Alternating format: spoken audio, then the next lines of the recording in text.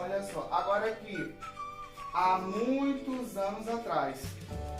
Por que há muitos anos atrás também está errado, gente? Por quê? Porque atrás e a exprime a mesma ideia de passado, então fica redundante. Eu tenho aqui uma redundância. É como se fosse subir para cima, descer para baixo. Subir não já é para cima, então por que dizer subir para cima? Descer não já é a relação para baixo?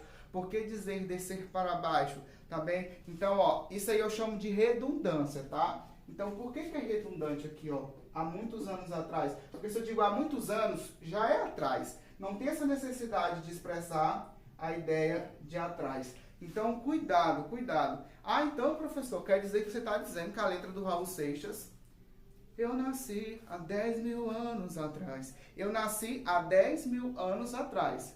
Há 10 mil anos atrás. Então, tem o a e tem o atrás. Tá errado? Tá.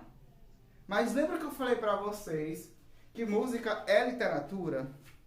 E que literatura nem sempre ela vai ter uma língua culta, né? Formalmente correta, vamos dizer assim. Por quê, gente?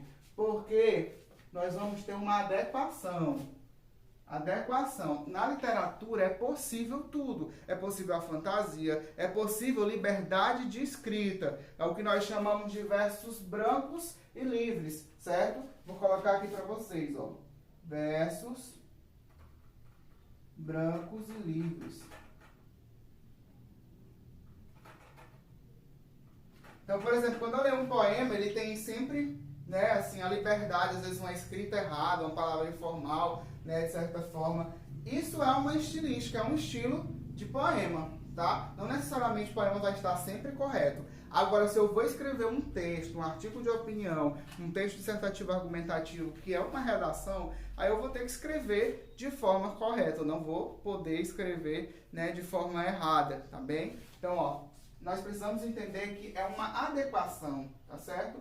Por exemplo, se você está diante de uma entrevista, se você está fazendo uma prova, a adequação é falar o português formal. Se você está numa roda de amigos, a adequação é falar o português informal, né? O português corriqueiro de dia a dia, tá certo? E ainda, além do português corriqueiro de dia a dia, ainda existem aqueles erros que são gritantes, que são, de certa forma, gritantes e doem aos ouvidos, né? Que nós vamos comentar um pouquinho mais aí na nossa continuação da nossa aula, tá bem? Então, olha só, gente, vamos lá. Então, ó, não existe há muitos anos atrás porque fica redundante, tá bom? Eu falaria muitos anos atrás, sem o a, ou há muitos anos. Mas eu prefiro há muitos anos, fica mais legal, tá bom assim? Tem a diferença entre tem, sem o acento circunflexo e com o acento circunflexo. Quem lembra aí? Vamos lá? O tem sem o acento circunflexo, tá? É a terceira pessoa, tá? Do singular. Ele tem, ela tem, tá bem? Então, olha só, aqui, ó, é singular, não tem S. Se tiver S, que é plural, eles têm. Para não dizer eles têm, assim, ó, eles têm, tá? Eu uso o acento circunflexo, tudo bem? Eles ou elas têm, tudo bem? Importante vocês entenderem. As mesmas formas, gente, por exemplo, de eles mantêm, né? Eles mantêm.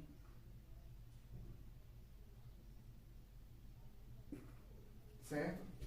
Eu vou tirar um pouquinho mais de dúvidas em relação a todas as terminações com tem aqui na nossa continuação do Zoom, tá bem? Então vamos lá. Para mim ou para eu. Tem uns que são gritantes aos ouvidos, né? Por exemplo, quando mim fazer a tarefa, né? Então veja, quando mim fazer a tarefa existe, quando mim ir ao supermercado. Então, tem casos assim que são gritantes, que não dá realmente para você aceitar, né? Então, preste atenção. Quando eu disser, olha aqui, ó, para eu ler, né? Ou seja, para eu ler. E depois desse eu aqui, gente, tiver um verbo depois, então vai ser eu. e não vai ser para mim ler, tudo bem? Então, ó, agora o livro é para mim. O livro é para mim. Veja que depois do mim não tem nada. Acaba a frase aqui, ó. O livro é para mim. Então, se acaba a frase aqui nesse momento, eu vou ficar, certo? Com o mim. Se depois vier verbo, aí é o eu, tudo bem? Para eu ler. Livro para eu ler. O livro é para mim. Acabou, morreu. Então, ponto final. Lembra, mim não faz nada. Então, mim, ó, ficou com ponto final ali.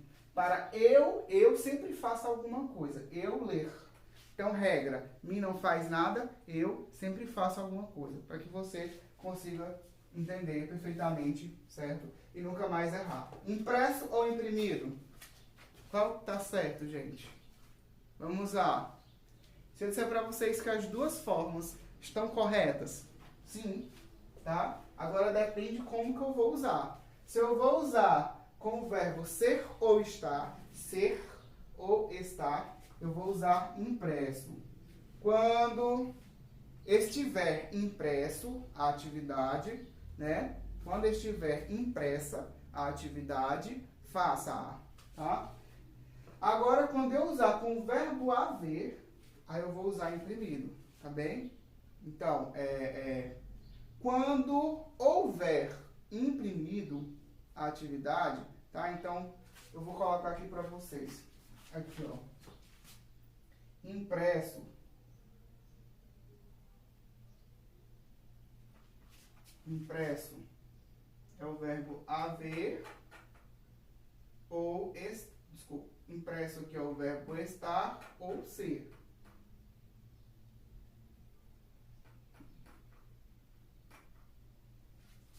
E imprimido é o verbo haver, tá? Vou colocar aqui pequenininho. Haver.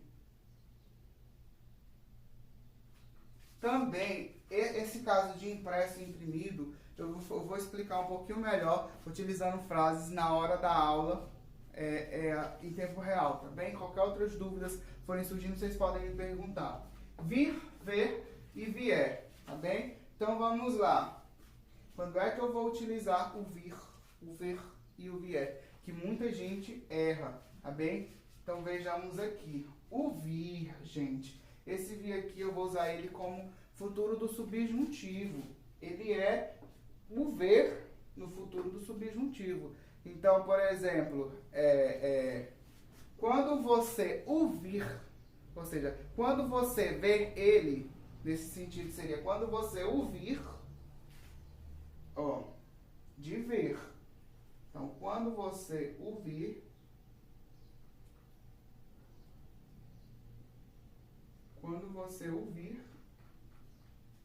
toda vez que tiver essa condição aqui, futuro do pretérito, tá? Desculpa, futuro do subjuntivo, aí eu vou utilizar o vir. Mas é o vir de ver, não é o vir de ir, tá? Porque esse vir de ir é o vier, tá? Quando vier para casa, então, ó, veja a diferença. Quando vier para casa, certo? Então, a diferença é essa, tá bem? Esse vir aqui é uma variação de ver. E o vier, ele é, de certa forma, por exemplo, ele pode ser usado, né, como a questão do verbo ir, tá bom? Esse vir, ele pode ser de ir também? Pode, mas nesse contexto aqui, ele está apenas como uma variação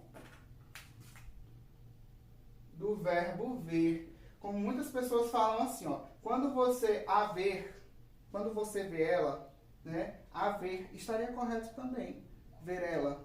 Quando você o ver, também está errado, porque a forma correta seria vir, tá bem? Então, ó, esse aqui é um dos casos que confunde muito e é também, assim como esse outro caso aqui de cima, que parece ser um caso simples e fácil, né, que é um caso também que as pessoas erram na hora do vestibular, aquela bendita questão, né, que vai fazer ser aprovada aí no concurso, tudo bem? E agora, quando é que eu vou utilizar aquele com ou sem crase? Né? Porque você já viu que aquele tem aquele assim, normal, e tem um aquele dessa forma. Vou puxar pra cá certinho, ó. Tem um aquele assim, ó.